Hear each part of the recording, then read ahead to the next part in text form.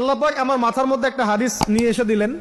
কারণ আমি বিশ্বাস করি যে আপনারা বলছেন মৌলানা আল্লামা, আমি আসলে এমন কিছু নই।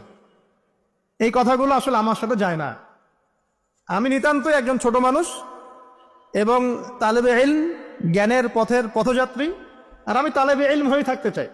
আমি মুফতি হই, আমি মুহাদ্দিস, মুফাসসির বা এই যে শব্দগুলো আপনারা বলছেন, এমন কিছুই নয়।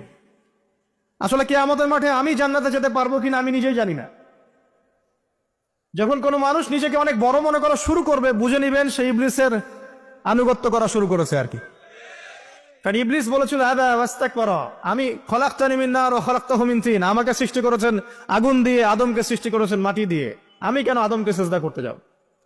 তো এটা ইবলিসের চরিত্র, আবা ওয়াস্তাকবার, সে উদ্ধত হয় এবং অহংকার প্রদর্শন করে।